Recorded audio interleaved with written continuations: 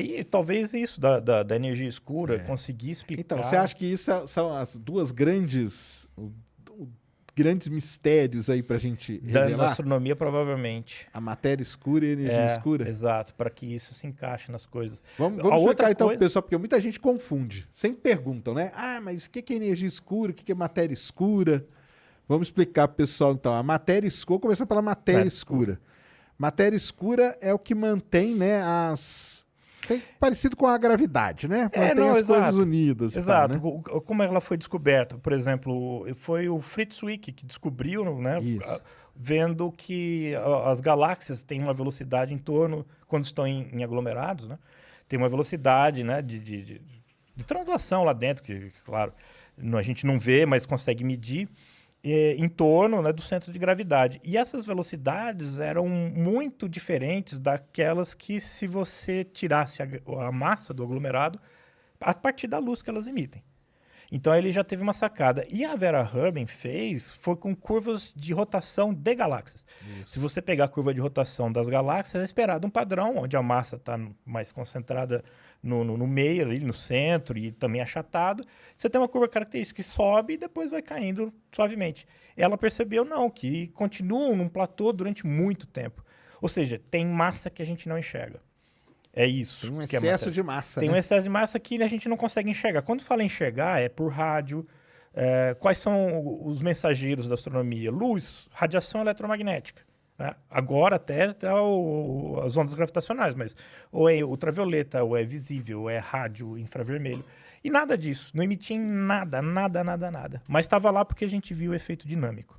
Exato. Então essa foi a descoberta da energia, matéria escura. Matéria escura. Aquele Brian Greene, ele fala um negócio legal, ele fala que é como se fosse uma cola transparente. Que mantém, né? Que isso é sensacional, cara. O cara vai lá, observa o aglomerado de galáxia, calcula, dá um valor. Na hora que ele vai pela velocidade, dá um outro. E aonde que tá esse negócio? Tem uma massa faltante aí que a gente não enxerga, então podia receber esse nome de matéria escura. E a energia escura veio quando o pessoal começou a fazer medidas de distância a partir de supernovas, e aí com essa lei de expansão do universo, que é a constante de Hubble, você tem o previsto. Quando eles calculado qual é a velocidade a tal distância, qual a velocidade a tal distância. Quando pegaram as medidas de distância através das supernovas, descobriram que estavam mais distante ainda, ou seja, teve que ter uma corrida a mais do que era previsto por essa constante. Então alguma coisa estava acelerando o universo. Uma coisa está empurrando ali, Estava né? empurrando. Então, contra a gravidade, né? Vamos dizer assim, né? exatamente. Seria uma densidade negativa, uma pressão negativa, porque você não tem nada de fora puxando. Então é alguma coisa por dentro empurrando. E o que poderia ser uma coisa que empurra? Você tem a gravidade que puxa, né?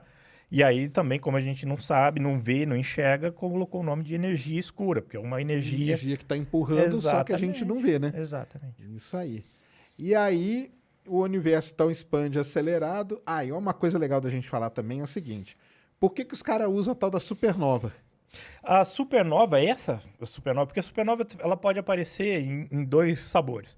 Uma que é o estágio final dessas estrelas que eu estudo, a massiva, então é uma estrela que explode, que tem mais de 10 massas solares. E a outra é quando você tem um par de estrelas, na verdade uma anã branca e uma outra estrela que está transferindo matéria para essa anã branca.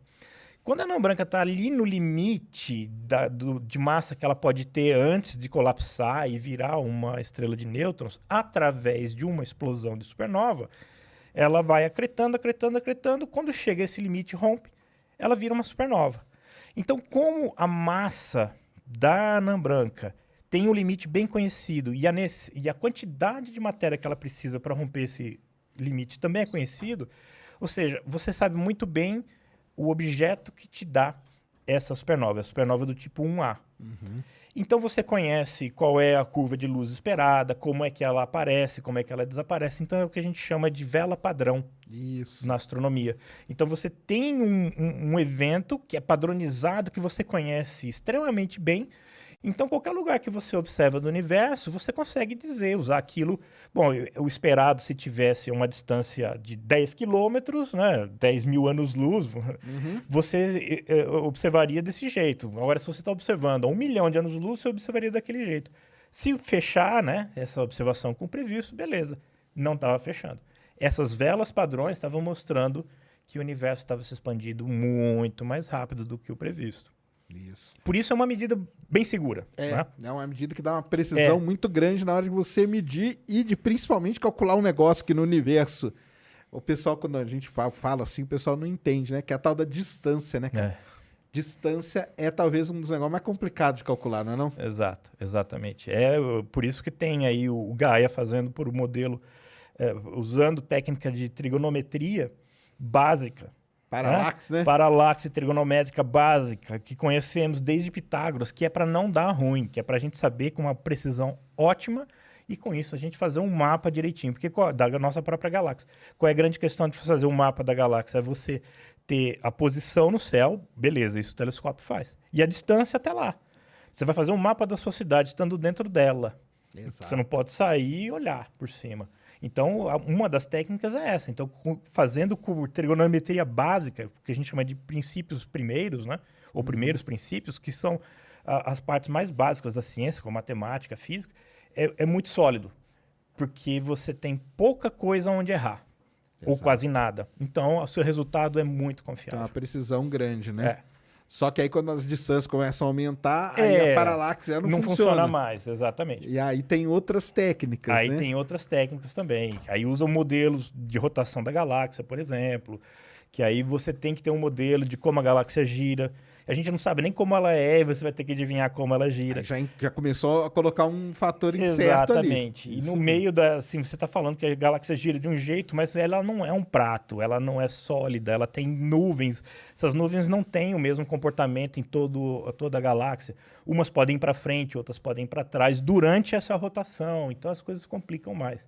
E dentro dessa... Quando eu falo de nascimento de estrelas massivas, que é a minha área de pesquisa, elas nascem dentro de nebulosas. Então a gente usa também essas nebulosas, além de eu estudar a árvore, eu estudo a floresta. A gente usa essas nebulosas para mapear o braço da galáxia, ou os braços da galáxia, usando uma técnica também de espectroscopia, que a gente chama de paralaxe espectroscópica. Mas não tem nada a ver com paralaxe, o nome pegou. Mas é baseado no seguinte princípio, de velas também. A gente tira o espectro de uma estrela, essas estrelas são muito brilhantes, a gente... fácil. No infravermelho, teoricamente, a gente pode chegar até do outro lado da galáxia. E aí a gente sabe o tipo espectral. Como a gente sabe o tipo espectral, a gente sabe qual é o brilho esperado dela. E aí que está a sacada. Numa distância padrão que a gente usa de 10 parsec, que dá 36 anos-luz, tem o brilho dela. Né? Então, todas têm que estar com esse brilho a 10. Então, se você tem 10 e aí o X lá na frente, mas você tem o brilho em 10 e o brilho em X, você equaciona e você tira a distância. Então, a gente usa essa medida também que tem aí, reduz essas incertezas para descobrir a distância para essas regiões. E com isso... Aí você vai avançando, vai né? avançando e a gente vai botando as galáxias... Que é a escada, né? Que o pessoal chama, né? Que é a escada cósmica, né? Exatamente. Que é a escada cósmica. Você vai avançando com isso aí. Mas por que eu tô falando? Aí tem a supernova, é uma outra maneira, a radiação cósmica de fundo, aí começa, né? Tem várias maneiras. Quanto mais longe você vai indo, tem que ter outras técnicas para fazer. Por que eu tô falando isso? Porque recentemente a gente entrou aí na tal da crise cosmológica, né? Crise da constante de Hubble. Exatamente. Que é a constante de Hubble, pessoal, é ela que fala o quanto que o universo está expandindo, né? Essa expansão acelerada aí que a gente está falando. Então, o pessoal ia lá, se você medir, não importa o jeito, tinha que dar o mesmo valor. Tinha que dar o mesmo valor. Basicamente é porque nós estamos dentro do mesmo universo. Só que, quando você media usando uma coisa, dava um valor, usando uma outro tipo de medida, dava outro valor. Até aí, tudo bem se tivesse dentro ali do erro. Estava. Mas eles estavam muito diferentes, né? Primeiro eles estavam dentro dos erros, das margens de erro, só que foi aprimorando, foi diminuindo as margens de erro, as barras de erro.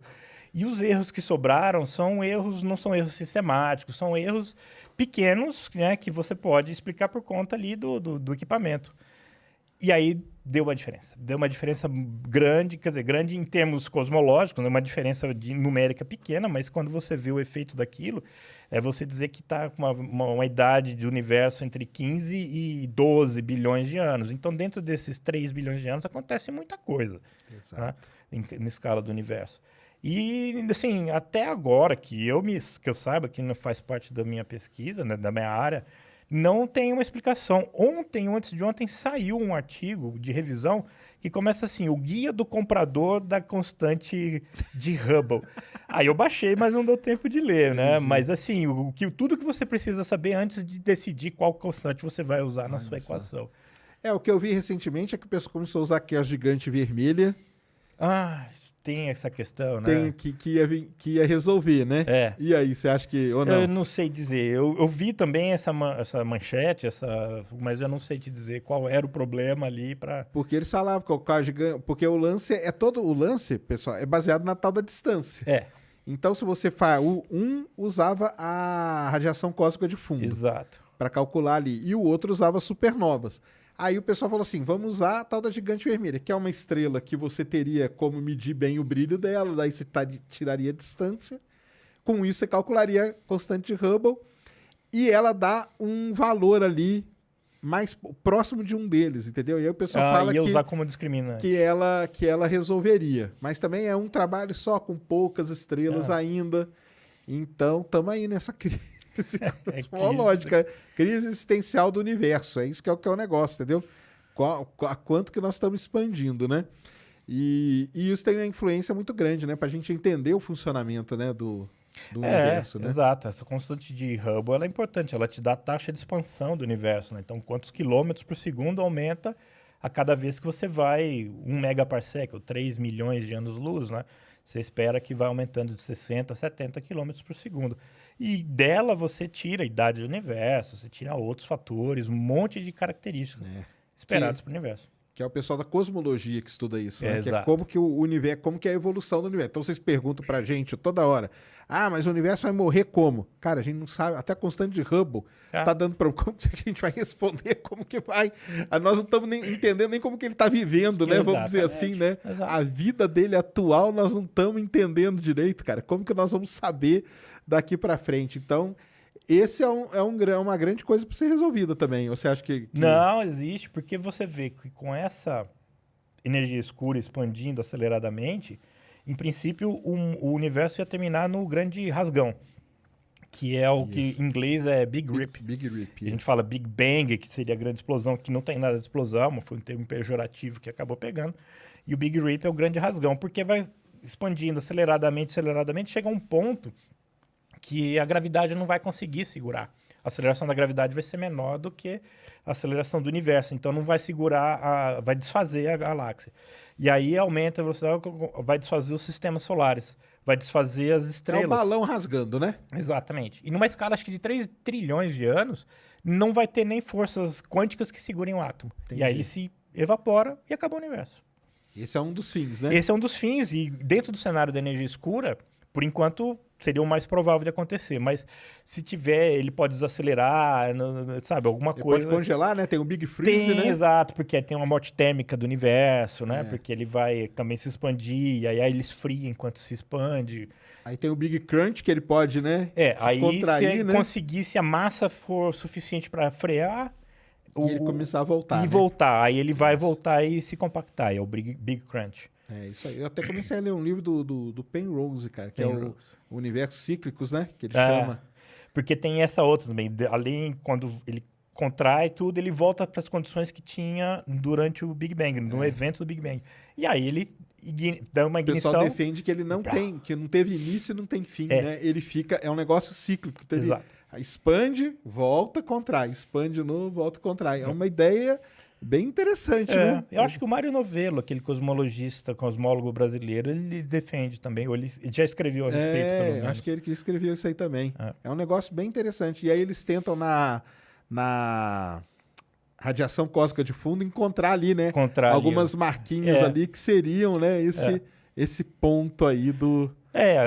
que você consegue extrair muita informação. Radiação cósmica de fundo também foi prevista, né? Antes de ser descoberta, e foi descoberta por acaso também, que é um resquício, um fóssil do Big Bang. Ele era muito quente, só que ele foi esfriando com o tempo, enquanto foi expandindo, e ele é uma marca de como era o universo quando ele tinha 600 mil anos, né? E aí você tira ali as concentrações aí onde era mais quente, então onde tem mais massa, como que aquilo foi crescer e fazer as grandes estruturas. E dali deve ter essas informações, inclusive de como se opera, né? Como se operou a energia escura, a matéria escura dentro desse cenário. É um negócio. Foi uma revolução, né? Quando os caras lançaram aqueles satélites, né? O COBE, depois o WMAP. Sim, eu lembro, né? do COBE, que deu uma coisa assim horrorosa, mas dali você Cara, já o COBE via. eu lembro quando postaram no jornal a foto colorida. Porque foi numa época que tava começando a postar foto colorida no jornal. Aproveitaram, porque é uma foto bem chamativa. É um negócio assim, é impactante, porque o negócio era o seguinte, a foto eu lembro direitinho, cara, era a foto do Big Bang. Eles escreveram como manchete. Legal. Porque, tipo, era a imagem mais próxima que a gente tinha do início do universo, né? E aí depois veio o WMAP, né? Que deu uma melhorada. E aí o Planck, que é o que tem a melhor resolução até agora, né? Exatamente. E o pessoal faz muita coisa em cima da... E a temperatura, né? Só para o pessoal saber, ficou o quê? 2 alguma coisa, né? 2,7 Kelvin. 2,7 Kelvin, pessoal. Quer dizer, 2,7 graus acima do zero absoluto. É frio pra caramba. É frio pra caramba. E é em cima desse resquíciozinho aí que o pessoal tenta tirar essas conclusões, né? Não, é um negócio assim, cara. É sensacional. Você gosta da área da cosmologia? Eu gosto de ler, acompanhar as coisas, mas entrar nas contas não é pra mim, não. Nas contas é pesada, né? É pesado. É pesado demais isso, cara. É muito pesado mesmo. Astrofísica vai mais tranquilo? Vai, pra mim vai. Pelo menos, e principalmente a estelar, né? Que já é complicada por si só, porque você tem que ver plasma turbulento dentro das estrelas, tudo estratificado, com camadas diferentes. A coisa é complicado também. Tudo tem a sua complicação, né? Exato, claro. E aí a gente tava falando ali do mensageiro da astronomia, que é a luz, né?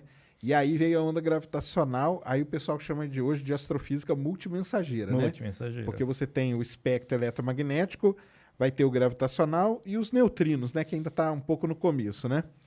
Aí, você acha que a resposta para energia escura, matéria escura, vai estar nisso aí? Você acha que a onda gravitacional, tipo, ela pode ajudar de alguma maneira, dar alguma pista, alguma coisa? Eu me lembro de ter conversado com o Odílio, né, que é do INPE, que comanda a participação brasileira. Ele falou alguma coisa em termos de polarização da onda gravitacional, te dá informações dali do âmago do Big Bang a respeito disso. E ele que faria transmitiria essa informação, mas eu não sei entrar em detalhes além do que ele me falou. Não, mas então, assim, uma opinião sua, assim. Sim, aí acho que sim, porque Você acha que os caras, quando eles começarem a integrar direitinho ali, matar tudo... Sim. O que eu vi também a respeito de neutrinos primordiais, os neutrinos que foram emitidos ali logo poucos segundos depois do Big Bang, também trazem informações importantes. Então, é aprimorar todos esses experimentos e fazer, porque por enquanto a gente detecta o sinal, né, das ondas gravitacionais. A gente mal consegue dizer de onde vem, né, porque tem uma margem de erro bem grande. Quando isso começar a se transformar em imagens, por exemplo, como foi com o raio-x, que demorou muito tempo para conseguir fazer isso, a gente vai ter um universo completamente novo para a gente ver. E vai saber o que vai sair dele. Bem, eu na minha aposta de leigo, eu acho que a resposta está aí. Quando os caras começarem a saber como integrar tudo isso direitinho, eu acho que ali pode começar a surgir as pistas aí para explicar a matéria escura, a energia escura. Porque o pessoal entender, né, assim, a gente sabe que está ali, mas a gente não sabe explicar, né? Nem a origem dela, a matéria escura, se ela tem partícula ou não, né? Exato. Nada disso a gente sabe que existe, mas fica nessa, né?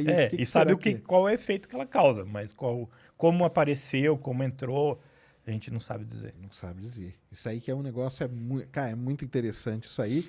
Então, pessoal, se acalme aí, porque o pessoal, mas como que o universo vai acabar? Vai acabar tudo uma vez? Cara, nós estamos tentando entender como a gente está vivendo ainda. Para poder uma hora ver, né?